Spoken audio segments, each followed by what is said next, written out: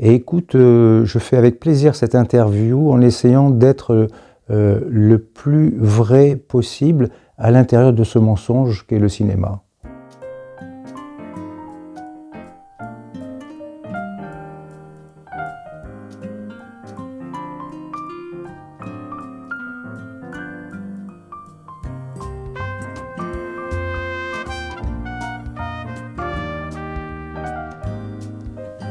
Qu'est-ce que c'est que le cinéma aujourd'hui? Ma pratique de cinéaste, je pourrais le dire plutôt. Écoute, c'est une question que je me pose de plus en plus et j'ai pas vraiment la réponse. Il faudrait pour qu'on puisse comprendre mon propos, que je le resitue, si tu veux, sur mon histoire d'une certaine. Donc moi je suis né au Maroc le 6 août 1945. Alors peut-être ça dira rien aux gens, mais le 6 août 1945, à cet instant-là, il y a une bombe qui explose au-dessus d'Hiroshima. Donc je nais le même jour. Évidemment, j'en ai pas conscience, hein, j'en ai pris conscience à l'adolescence, qu'il y avait une espèce de coïncidence. C'est une chose. Je nais au Maroc. Le Maroc, là aussi, je prends conscience, mais il y a quelque chose que je ressens, c'est, disons, que je suis déjà un étranger dans un monde étrange, qui est le Maghreb, qui est une histoire, c'est l'Afrique, et c'est surtout le colonialisme, c'est surtout les différences de classe, c'est surtout que, bien que je suis dans une famille, enfin c'est pas une famille puisque mon père meurt, j'ai 1 an donc j'ai pas connu mon père, ma mère est pratiquement analphabète, elle élève ses 2 enfants, et voilà, donc je suis dans cet univers-là. On vit dans une maison qui est à la frontière du quartier arabe et du quartier européen. Et c'est une sorte de quartier juif, une sorte de no man's land.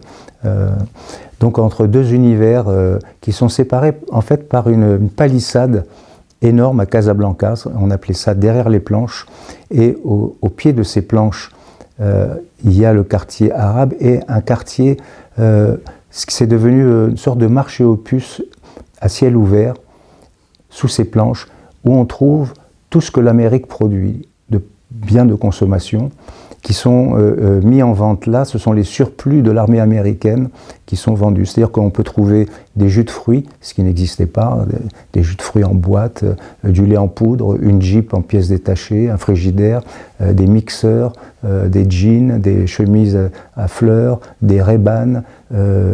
Tout ce qu'on peut trouver de la société de consommation se trouve là, en vente. Voilà. Donc, et c'est mon terrain de jeu, en fait. Donc voilà, je nais au Maroc et je prends conscience de ce que c'est que... prendre conscience, ça ne veut pas dire analyser d'un point de vue marxiste ou capitaliste ou politique. C'est quelque chose qui est là, qui m'environne. Voilà. En plus, il y a une autre donnée. Je suis donc juif, mais sans être pas une famille pratiquante. Et ma mère, pour pouvoir s'en sortir, me met dans un orphelinat catholique. Et donc, pour pouvoir y accéder, là j'ai 4 ans, il faut me baptiser. Donc on me baptise. Je ne sais pas ce que ça veut dire être baptisé à l'époque. Je sais qu'on me met une goutte d'eau sur le front, d'avoir une espèce de rituel un peu là, et je deviens chrétien, catholique en fait. Et là j'apprends ce que c'est que Jésus, ses pratiques. Et un jour, on me met à la porte de cet orphelinat parce que dans la cour, je montre ma quéquette à mes copains, et donc je suis circoncis, et eux, ils sont étonnés de voir que ma quéquette n'est pas comme la leur. Et là, une bonne sœur passe, voit le spectacle, et évidemment sacrilège, et on me met dehors. Et une calèche, je pars en calèche à cheval, parce que c'était le moyen de transport, et je rentre à la maison. Donc, voilà mes débuts dans ce monde qui me fascine en fin de compte. Et je fais une ellipse, tout ça pour arriver à répondre à ta question sur le cinéma. Je fais une ellipse et là, ma mère se marie avec un Suisse. Elle aurait voulu se marier avec un aviateur américain parce qu'il y avait quand même beaucoup la présence de l'armée américaine au Maroc était importante. Il y avait une base pas loin de Casablanca. Et donc, pour une femme qui fait des ménages et qui fait de la couture, se marier avec un Américain, c'est tout d'un coup aller au paradis. Hein, donc, non, c'est pas le paradis, là c'est autre chose, c'est un ingénieur suisse allemand. Voilà. Donc là, je comprends pas du tout. Enfin bon, moi j'aurais voulu aussi avoir un papa américain parce que j'allais dans les bases américaines et il faut imaginer un gamin, un adolescent, enfin avant, vers 7-8 ans, dans des bases américaines, et là c'est vraiment Walt Disney, c'est-à-dire tout a l'air, c'est le paradis quoi. Les patins à roulettes, les Studebaker, les voitures décapotables, l'armée américaine. En fait, c'est tout le cinéma, tout ce que je voyais au cinéma, puisque Casablanca était une ville où il y avait, je sais pas, peut-être une 50aine de salles de cinéma, ce qui était énorme. Et c'est là que je fais mes classes, sans le savoir, de futurs cinéastes, enfin, si on peut appeler ça. Et je fais mes classes avec Jerry Lewis, avec tous les films de série B, les comédies musicales. On voyait 2 films par séance dans des cinémas énormes, des cinémas où il y avait 1000 places. Il y avait des poulaillers, donc on allait au poulailler. Voilà, donc voilà mes débuts, quoi.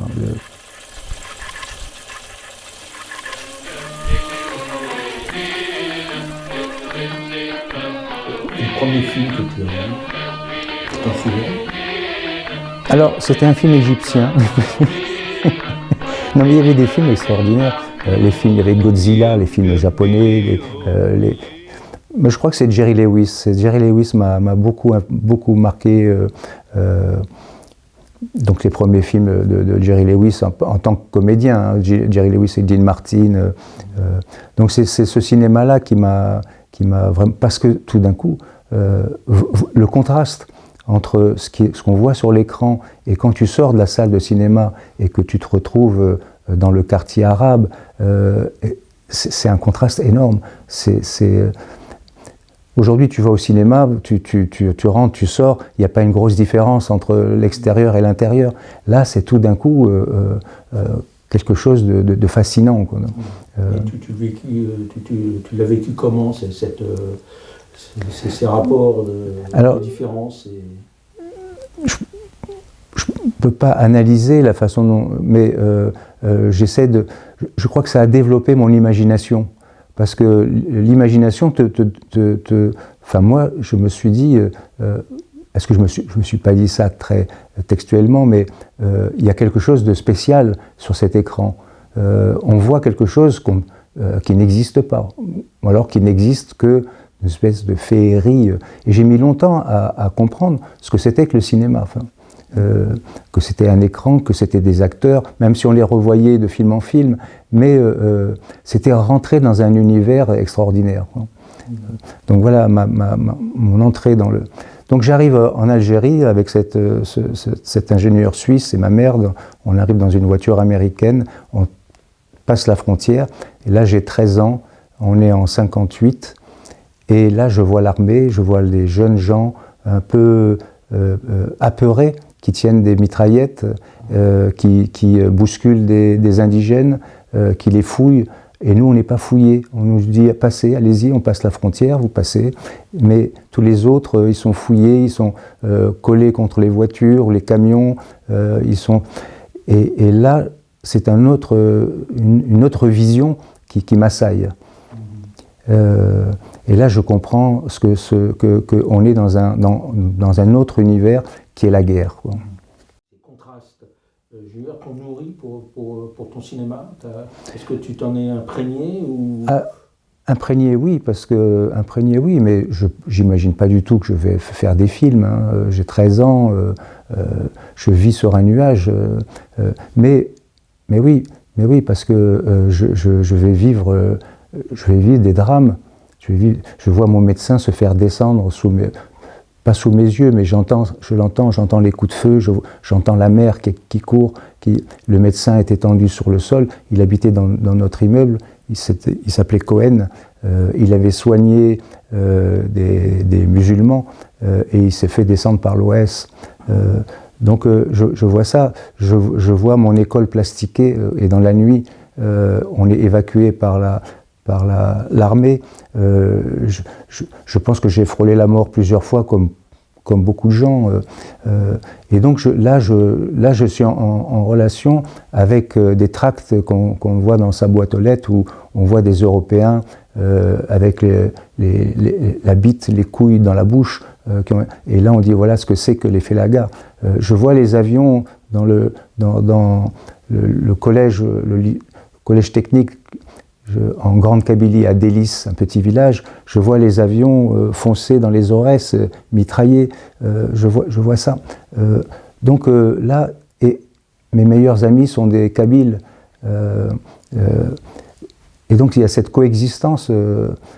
Voilà. Donc ça, comme tu dis, ça ne m'a pas nourri, parce que là, ce sont des questions que je me pose, mais en même temps, ce ne sont pas des questions, on ne peut pas se poser de questions, à la limite. On est là, on est victime d'une espèce de chape de plomb idéologique qui s'entend sur les ondes, qui s'entend dans les conversations, c'est l'Algérie française, c'est le colonialisme, c'est la guerre. On ne parle pas de guerre, on parle de maintien de l'ordre. Voilà. Et c'est beaucoup plus tard que j'apprends qu'on a déversé des bombes sur des villages, qu'on a fusillé, que des crimes de guerre ont été commis. Je l'apprends beaucoup plus tard, quoi. Mais en tous les cas, ça ne peut pas. C'est obligatoire que le Maroc, l'Algérie vont m'interroger plus tard quand je vais prendre une caméra et que je vais commencer à filmer. Et donc je pense que tout ce contexte-là, il est indissociable de ma pratique. Mais si je n'avais pas vécu le Maroc, l'Algérie, la guerre, le colonialisme, l'injustice, la misère, si je n'avais pas vécu ces choses-là, je ne ferais pas les films que je fais aujourd'hui. J'ai fait un film qui s'appelle L'Agression, il a été interdit par la censure, c'était juste un petit fait divers que j'avais vu dans Le Monde, en 1973, le choc pétrolier, un Algérien se fait tabasser, meurt, on n'a pas retrouvé un fait divers dans Le Monde. Je filme tel que c'est le fait divers, le film est interdit par la censure. J'aurais jamais fait ce film-là si j'avais pas... J'ai fait un autre court-métrage, mais je ne sais plus où il est d'ailleurs, ce court-métrage s'appelait Écho d'Alger. Pareil, où je parle d'un jeune qui va rentrer, qui mime la folie pour ne pas aller à la guerre en Algérie. Voilà, ce sont des films... Mais ça aurait pu être un autre média qu'un film. Ça aurait pu être écrivain, non, l'image était prioritaire pour toi? Alors l'image, elle est venue par hasard, si tu veux. Un jour, là j'étais étudiant à Lille. L'image n'est pas venue par hasard parce qu'effectivement j'étais étudiant à Lille et Pierre-Henri Delot, qu'on connaît, enfin qui a créé la quinzaine des réalisateurs à Cannes, à cette époque-là, il dirigeait le ciné-club étudiant. Et c'était donc l'UNEF. Et c'était un grand ciné-club magnifique où les grands cinéastes sont venus dans ce ciné-club. Et un jour, il part à Paris et il fallait quelqu'un pour le remplacer. Et donc, on s'est parlé. En tous les cas, l'UNEF m'a demandé... On cherchait un président du ciné-club, quelqu'un Thierry. Et je me suis présenté. Mais je ne connaissais rien au cinéma. Je me suis présenté. Je me suis dit, tiens, c'est l'occasion de voir des films. Parce que en fait j'aimais beaucoup le cinéma. Et donc à ce moment-là, diriger le ciné-club étudiant de Lille, c'était c'était organiser par exemple du vendredi au lundi matin des séances non-stop. Et c'est comme ça que j'ai pu programmer John Ford, programmer Huston, programmer Nicolas Ray, programmer des cinéastes, Rivette, tous ces... Et ma formation de cinéaste, elle a commencé là. Oui, elle a commencé. par des films américains plutôt que par des films français ou... Alors, non, je veux dire, quand on se nourrit, je veux dire, c'est un peu comme la peinture. Je veux dire, il y a... C'était tous les grands classiques du cinéma. En même temps, c'était le lieu de la Cinémathèque. La Cinémathèque française avait des points comme ça en France. Donc ce ciné-club aussi était le lieu de la Cinémathèque française où on recevait les films de Langlois. Oui, je me souviens plus, mais je crois que j'ai dirigé pendant 2-3 ans ce ciné-club, le temps de mon passage à Lille.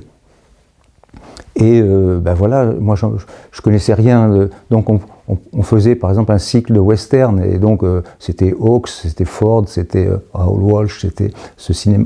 Donc c'était tout ce qu'on peut apprendre dans une université de cinéma. Et donc j'ai vu ces films-là. Mais ce qui était extraordinaire à Lille, c'est qu'il y avait au moins 5 ciné-clubs. Donc je voyais tous les jours un ou plusieurs films par jour, voilà, plus les films qui passaient dans les salles. Donc je pense que j'ai fait une médiathèque, une cinémathèque de films que j'ai incurgité pendant 3-4 ans. Et ça t'a nourri alors ça m'a nourri, évidemment, parce que faire venir des cinéastes qui parlent de leur art, de cette passion, tu comprends. Et puis là-dessus, mai 68 arrive.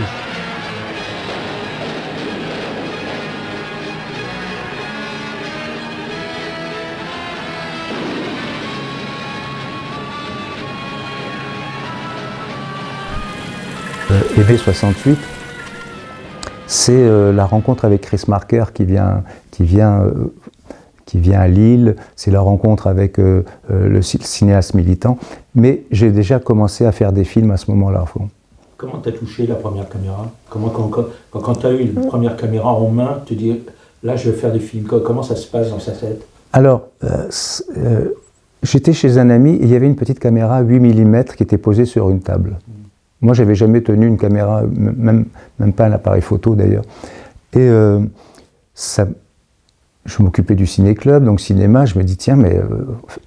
et je demande la permission, mais est-ce que je peux l'emprunter? Donc je l'emprunte et aussitôt, je descends dans la rue et je commence à filmer dans la rue. Et la première chose que j'ai filmée, je me souviens, c'est une armurerie, la façade d'une armurerie avec les armes. Je ne sais pas pourquoi, mais voilà. Le western? Le western, la guerre d'Algérie, voilà, ça commence comme ça. Parallèlement, j'étais pion dans un internat et j'ai commencé à faire un petit film avec les élèves. J'ai demandé au directeur si on pouvait faire un petit film et j'ai commencé comme ça. Mais à un moment donné, je me suis dit, il faut faire un truc en 16 mm. Et à ce moment-là, j'avais lu un article de Godard qui disait « Le cinéma doit aller... dans la rue, doit aller dans les universités, à l'usine. » Et donc je lui ai envoyé un mot en disant, voilà, je suis à l'université, si vous pouviez venir à Lille, présenter un film ou deux, et avec la recette, ça ira à une association qui me permettra de faire un court-métrage. Il me répond, ok. Et donc on organise une séance à Lille, et il faut imaginer Godard venant à Lille, et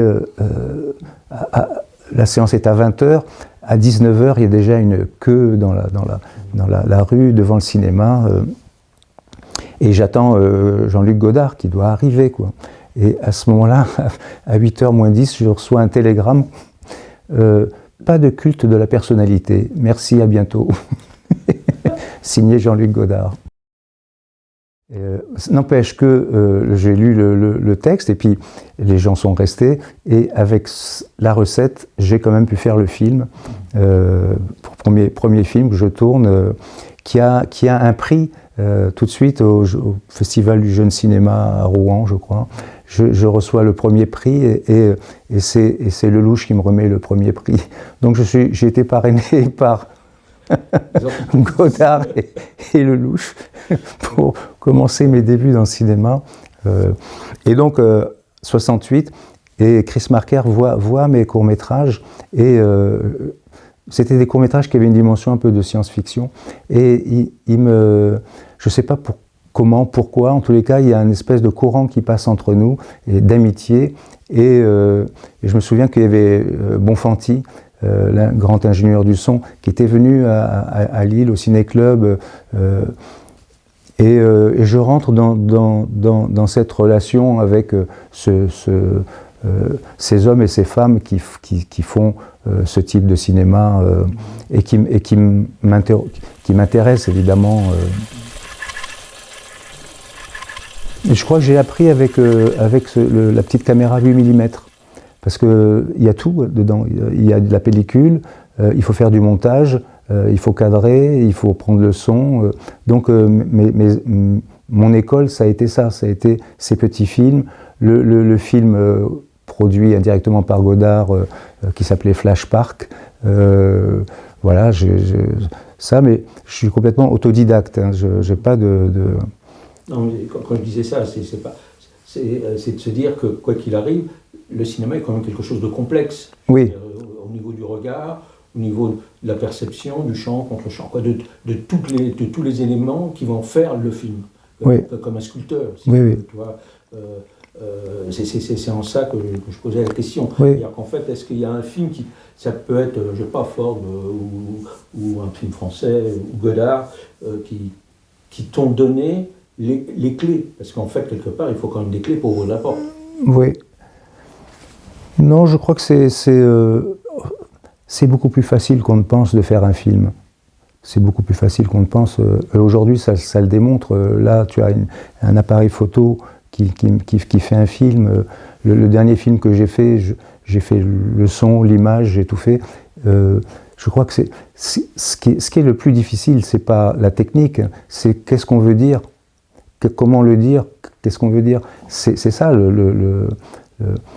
si je prends l'exemple de l'affiche rouge par exemple, il y avait une urgence à un moment donné dans ma vie et dans le cinéma, je pense, à parler de la résistance immigrée, de parler de Manouchian, de parler de dire une bonne fois pour toutes que la résistance, ce ne sont pas que des Français avec un béret et une baguette sous le bras qui ont pris un fusil.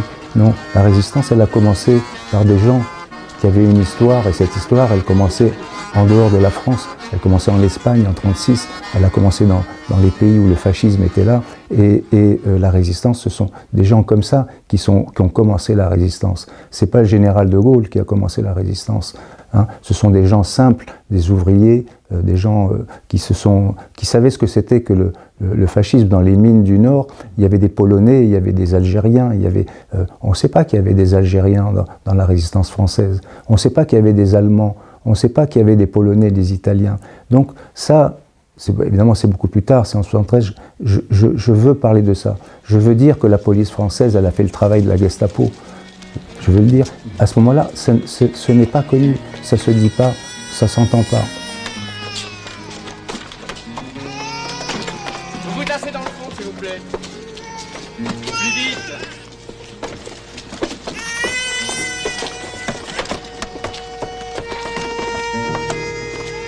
Vous reculez. Au fond. Rolf. Allez.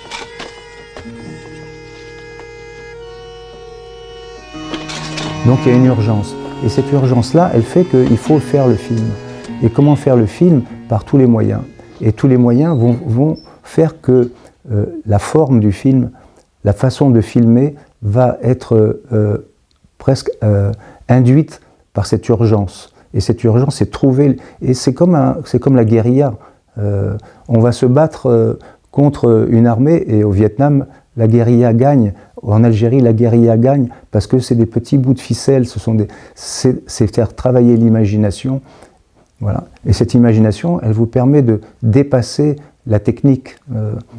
C'est ce que je pense. Maintenant, c'est pas une règle, mais en tous les cas, c'est ce qui m'a permis de faire ce film.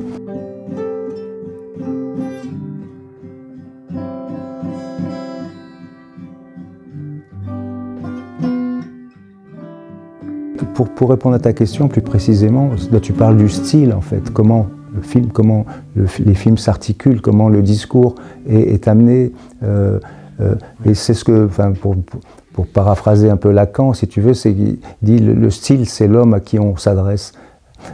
C'est ça, le style, c'est vraiment quelque chose qui est intime intimement lié à sa personne. On ne peut pas échapper à ça, si tu veux.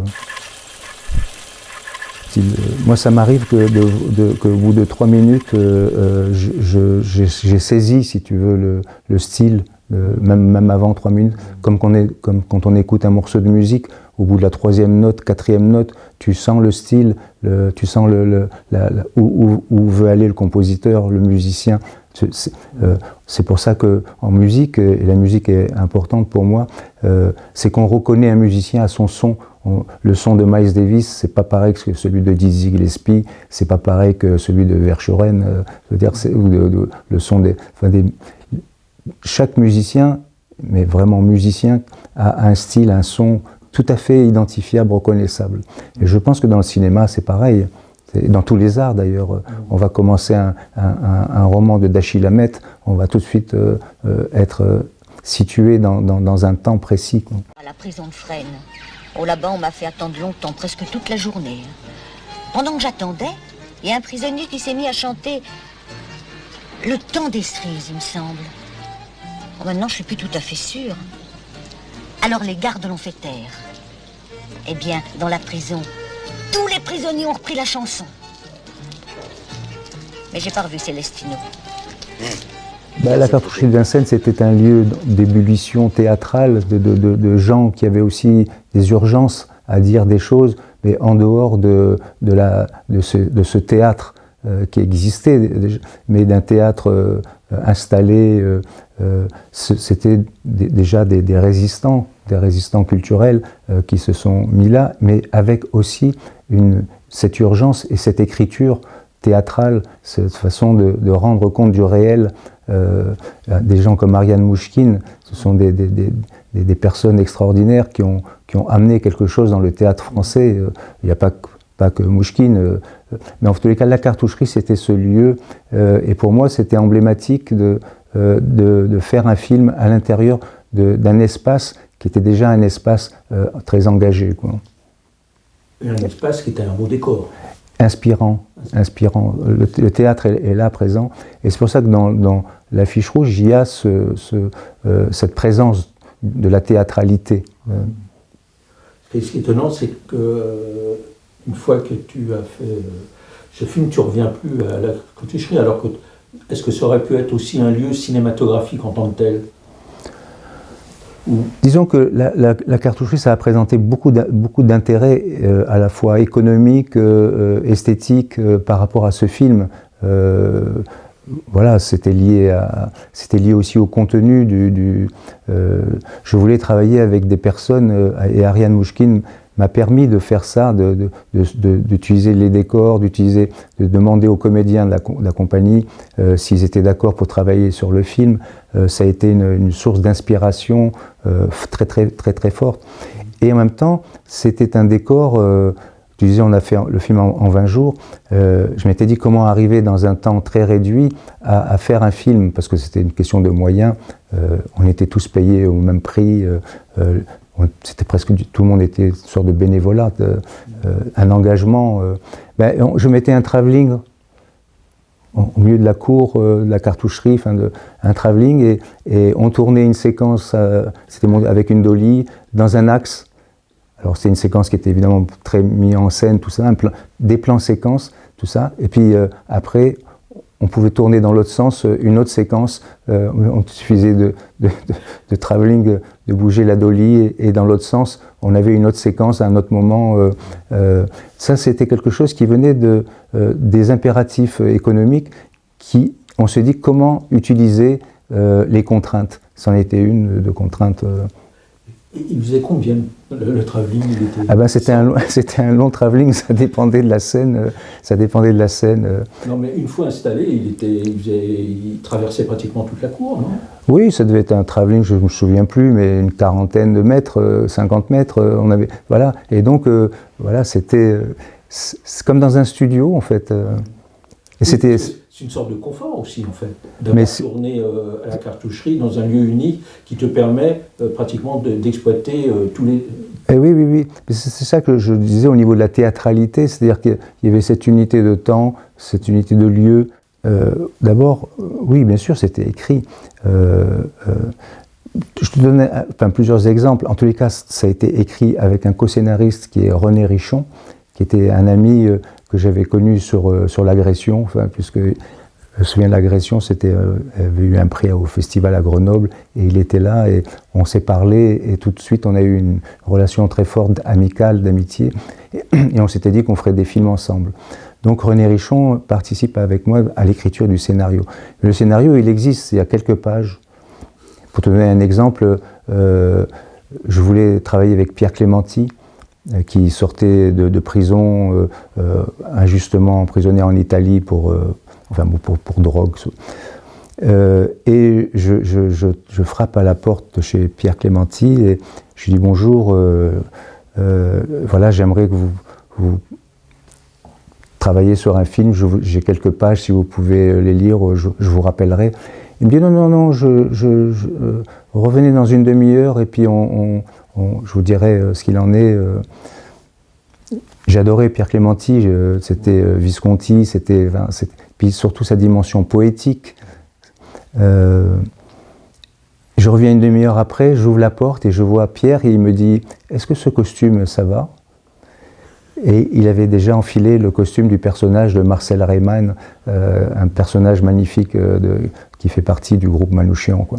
Donc voilà quelqu'un qui incarne bien l'esprit de ce travail enthousiasmant sur le film. Beaucoup de jeunes ne savaient pas ce qui était Manouchian, la résistance immigrée. Ils découvrent au même moment, en Espagne c'est Franco, le fascisme est là, à nos portes. On garrotte un jeune militant basque, Txiki, qui veut dire petit en basque. Txiki est garrotté, donc garrotté, voilà, donc tout ça crée un climat, si tu veux, parce que on est ancré dans une réalité historique et culturelle très forte. Le théâtre en France est vraiment le lieu de l'expression, de l'engagement du politique. Plus que le cinéma ? Beaucoup plus que le cinéma, bien sûr. Le cinéma français, à l'époque, c'est un cinéma qui est, à quelques exceptions près, il y a des Yann Lemasson, il y a des Chris Marker, il y a des René Vauthier, il y a des gens engagés dans le cinéma, mais majoritairement c'est un cinéma bourgeois, enfin je veux dire Truffaut, Godard, enfin ce sont des gens qui sont issus d'une tradition. L'IDEC c'est le lieu des futurs cinéastes, mais voilà. Alors, ça ne veut pas dire que quand on est bourgeois, on ne fait pas des films révolutionnaires ou politiques, hein, mais je veux dire, il y a un ancrage social et culturel qui est là. C'est un cinéma très intellectuel, qui est référé à la littérature. Bon, c'est un cinéma de classe, disons, sans qu'il y ait quelque chose de péjoratif, c'est sûr. Tu n'as pas fait de cinéma militant ? Si.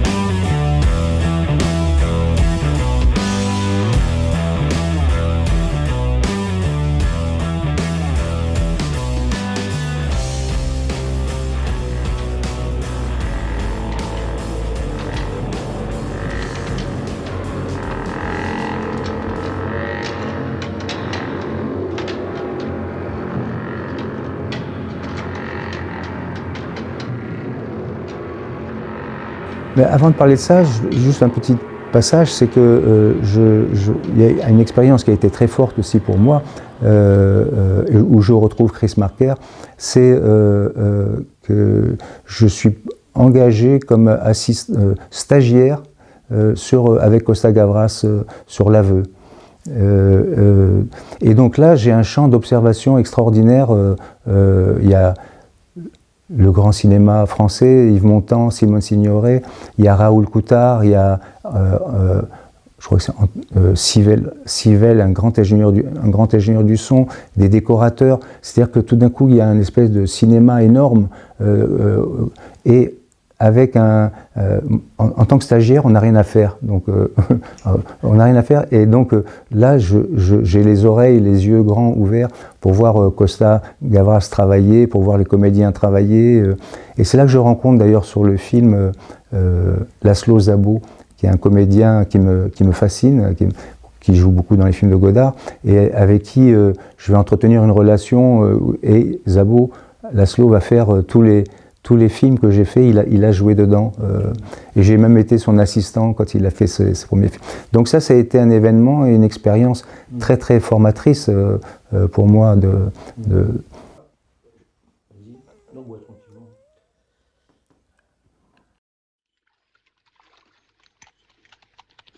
L'heure de la séparation avec les paysans rebelles approchait.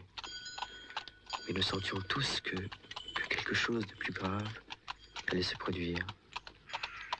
Les seigneurs pillards semblaient nous suivre comme des charognards qui guettent leur proie. Cette présence de la mort m'obsédait. Et les pèlerins l'attendaient comme une délivrance au terme d'une route qui n'avait été qu'une longue initiation.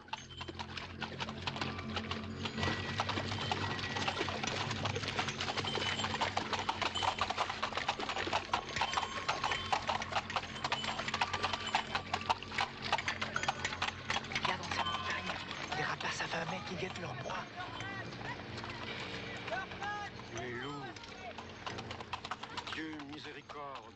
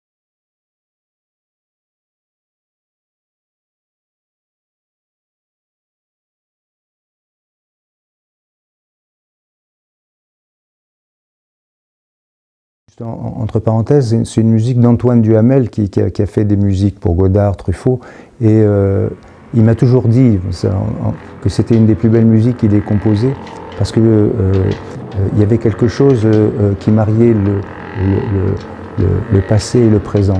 Ça se sent dans la musique qu'il a écrite, et c'était ça aussi la chanson de Roland, hein. C'était ce passage, comme dans l'affiche rouge, de deux temps. Le disque est sorti, je crois. Oui, il y a un disque, une très belle musique où il y a la musique africaine avec les grandes orgues de l'église Saint-Germain à Paris où ça a été enregistré. C'est une musique très contemporaine que Duhamel a écrite. Parce que tu parles de la musique, et c'est vrai que la musique, ça a été quelque chose de très important pour moi, à la fois la façon de concevoir les films, de parler du rythme d'un film.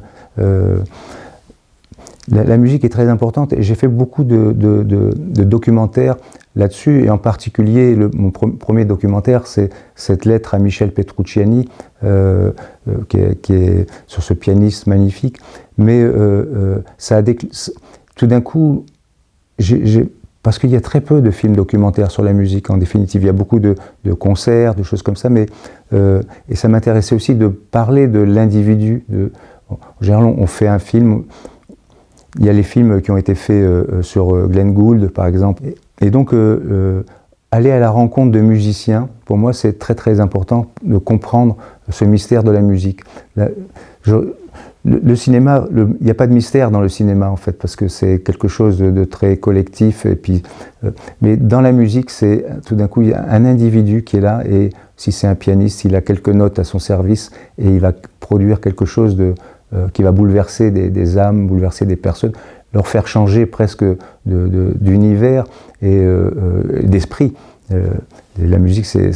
Donc, cette parenthèse, parler des films sur Archie Shepp, sur Miles Davis, ces films-là ont été importants pour moi d'aller, grâce au cinéma, aller à la rencontre de personnes. Pour l'instant, je suis vachement dans le tam, et dans le visuel avec ce que je dois faire sur mes pastilles.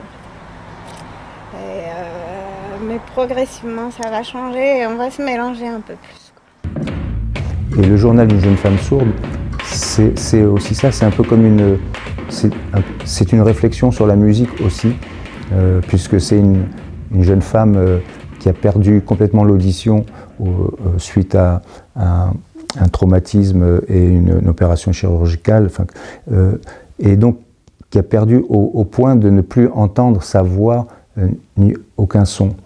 Et à ce moment-là, elle est dans une situation de repli, de refermement, elle est dans ce qu'elle appelle le silence noir. Et lors d'une rencontre avec une jeune plasticienne sonore qui a inventé un instrument de musique, une basse électrique, une body bass, qui transmet dans le corps les vibrations. Et donc, suite à cette rencontre, la jeune femme va avoir sa vie bouleversée, parce que tout d'un coup, le deuil qu'elle avait fait de la musique va tout d'un coup s'effacer, et elle va ressentir la musique d'une façon différente, mais elle va le ressentir, et tout d'un coup, elle va se mettre à faire de la musique. Et sa vie va être bouleversée, elle va complètement changer. Donc le film s'est fait tout à fait par hasard, à la fois parce que cette jeune femme sourde, cette jeune plasticienne et Olivia, qui est une musicienne, se sont retrouvées chez moi pour aller répéter et faire essayer cette basse électrique à cette jeune femme. Et j'entends, je n'étais pas prévenu, j'entends au-dessus, au premier étage, cette basse électrique, je monte, j'ouvre la porte, et je vois cette jeune femme presque en pleurs, émue, qui tout d'un coup vient d'être sous le coup d'un choc émotionnel très fort, de cette musique qu'elle entend, alors que depuis des années, elle n'en a plus la sensation, quoi. Elle embrasse la basse, je suis témoin de ça, et il y a comme d'ailleurs c'est marrant, comme la première fois que je prends une caméra par hasard sur la table et que je commence à faire un petit film en 8 mm, là je trouve une petite caméra, appareil photo, et je ne peux pas m'empêcher de filmer la scène.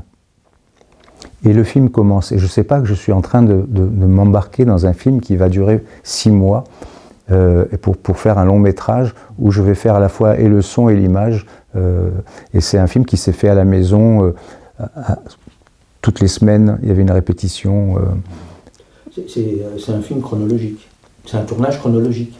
Oui, parce que la jeune femme va commencer à apprendre avec d'autres musiciens qui sont là, qui ont formé un groupe, à jouer de la basse électrique. Et je vais commencer à faire des interviews de cette jeune femme pour essayer de comprendre ce qui se passe. Parce que il faut essayer de s'imaginer, et je crois que dans le film, on arrive à percevoir ce que c'est que le silence noir. C'est-à-dire de ne plus rien entendre du tout.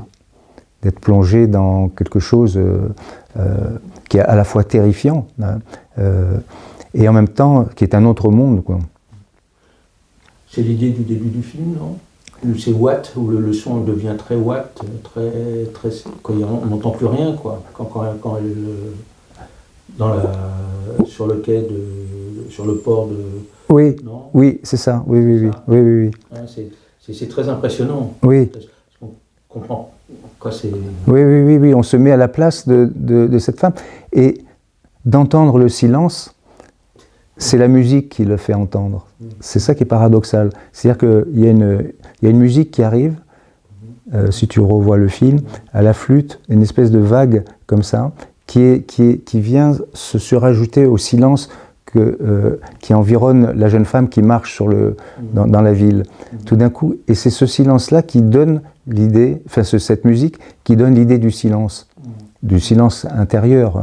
Ça donne une équivalence. Et donc, tu as tourné le film, tu as tourné avec plusieurs matériels, hein, je crois, si j'ai compris. Oui. Au début, j'ai continué à filmer avec cette petite caméra, un téléphone.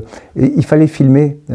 Et puis au bout d'un moment, je me suis dit non, je vais acheter une caméra. Et puis, il m'a fallu du temps à comprendre comment ça fonctionnait, parce que c'est pas si simple que ça, une caméra, en fait. Il vaut mieux prendre un portable. Ouais. Non, je veux dire que ce qui est important là dans ce que tu nous dis, c'est que le film est plus important que le matériel. Le film est plus important que la caméra que tu peux avoir entre les mains. Oui. Il faut que le film se fasse. Oui. Il faut que le film se fait, mais peu importe. Oui. Mais je ne sais pas si c'est Godard, je ne suis pas un fan de Godard, mais il a des formules des fois qui sont percutantes et qui sont tellement justes. Mais je crois que c'est lui qui dit ça. Mais il vaut mieux une image floue avec un propos qui est juste, hein, plutôt qu'un propos juste. Oui. Voilà, c'est plutôt un propos faux et une image juste. Ouais. Et c'est vrai que on peut filmer, et c'est ça qui explique le hors-champ, par exemple. Le hors-champ peut dire beaucoup plus de choses que quelqu'un qui est dans le champ. Parce que tout d'un coup, le cinéma, c'est l'art de la suggestion, hein, et vraiment le hors-champ, c'est ce qui donne tout son sens au plan suivant, où la personne est dans le champ. Voilà. C'est pareil que l'histoire du silence qui est plus fort quand il y a une trame musicale qui le souligne, quoi.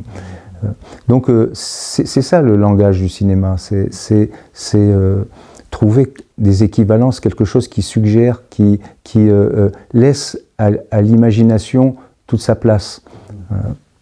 Et c'est en ça que... Oui, pardon, excuse-moi. Et tout le ressenti. Et tout le ressenti, exactement. Ouais. Alors après, si tu veux, c'est aussi le contenu. Cette femme dit des choses qui dépassent le cadre même de la surdité. C'est-à-dire, on rentre dans... Il y a une humanité qui est là, à l'œuvre de notre place dans la société, de notre place dans le monde.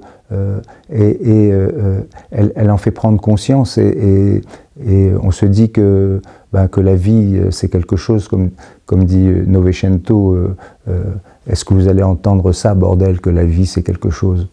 Et c'est ça ce qu'elle essaie de nous transmettre, que chaque seconde, c'est l'éternité.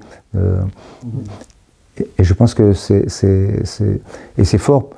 Le fait qu'elle ait été musicienne et qu'elle retrouve le plaisir et le désir de la musique, c'est d'un coup une renaissance, et on assiste à cette renaissance. C'est ça qui est fort, quoi. Et aussi au concert, remonter sur scène. Oui. Dans le film, c'est... Oui. Ce moment est quand même... Puis ce qui est très beau, enfin pour moi, le plaisir que j'ai eu à filmer et à transmettre cette émotion, c'est qu'autour d'elle, il y a des personnes qui sont bouleversées. À la fois la jeune Cassandra qui a créé Olivia qui est flûtiste, qui chante, le guitariste, le percussionniste. Tous ces gens-là sont autour de cette jeune femme sourde, et elle fascine, elle donne tellement, et les autres donnent autant, si tu veux. Et donc le film, pour moi, j'en avais conscience, si tu veux, mais c'était de filmer ces moments de grâce, en fait, qui étaient là. On savait jamais à l'avance ce qui allait se passer. Il y a eu des jours où il ne se passait pas grand-chose parce que tout d'un coup, c'était difficile. Mais quand il se passait quelque chose, c'était formidable, quoi. Donc, cette responsabilité du cinéaste à rendre compte de ça, quoi. Et pour un cinéaste, enfin pour moi, c'était un moment de bonheur de réaliser ça. Et je savais à certains moments que l'image allait être floue, que le son ne serait peut-être pas à la hauteur, faisant tout, mais je savais qu'il y avait autre chose qui pouvait pallier à ça, et le montage, évidemment, a permis ça aussi, le mixage. Encore une fois, Godard, je crois que c'est Samuel Fuller, que je ne sais plus, c'est dans Pierrot le Fou, qui dit « le cinéma, c'est émotion, émotion, émotion ». C'est ça. Et j'en fais ma devise.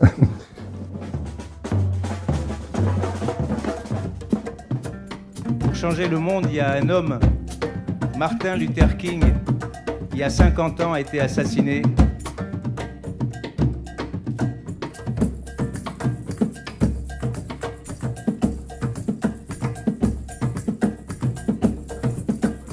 Comment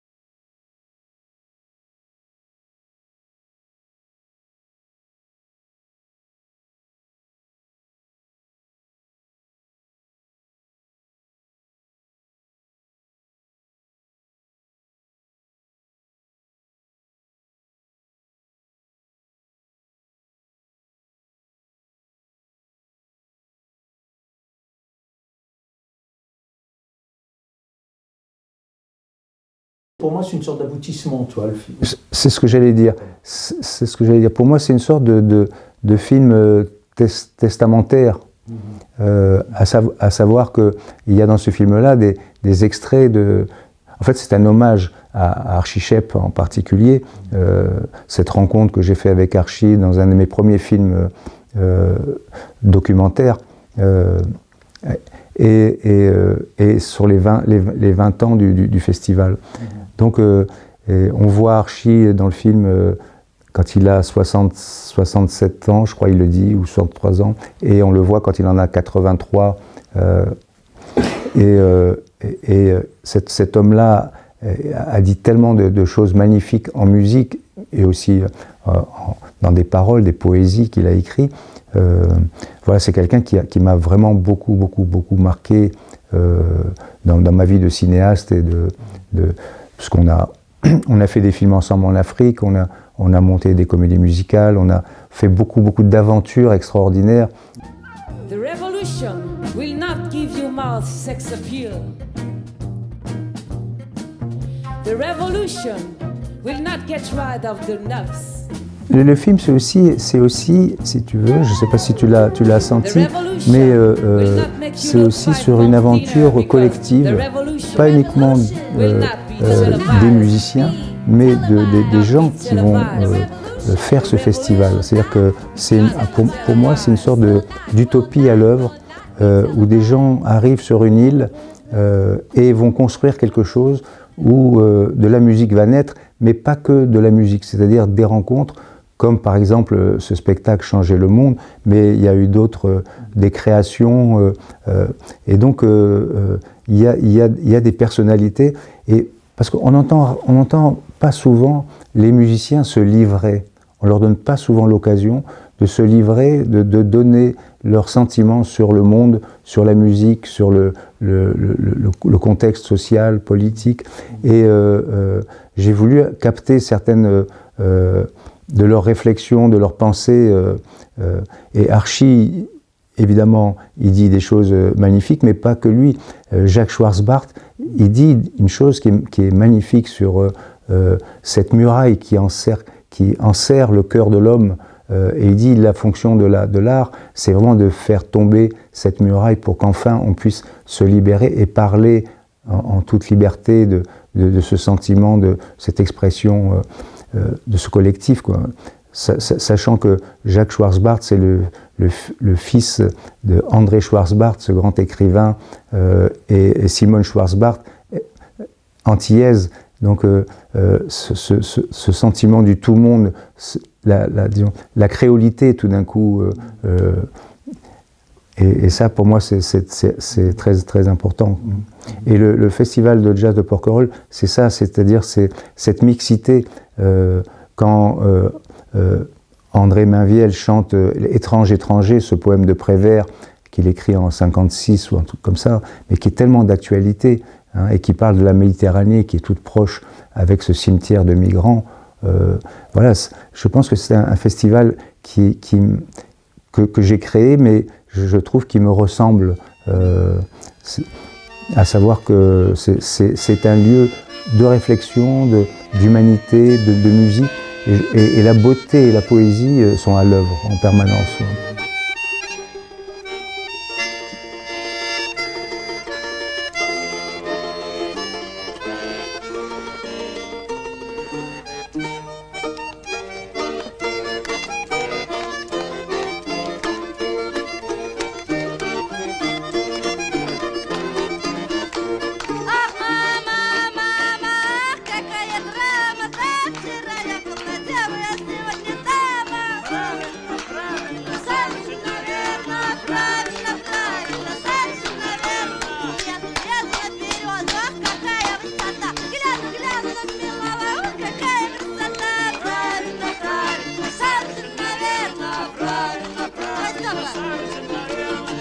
Хорошие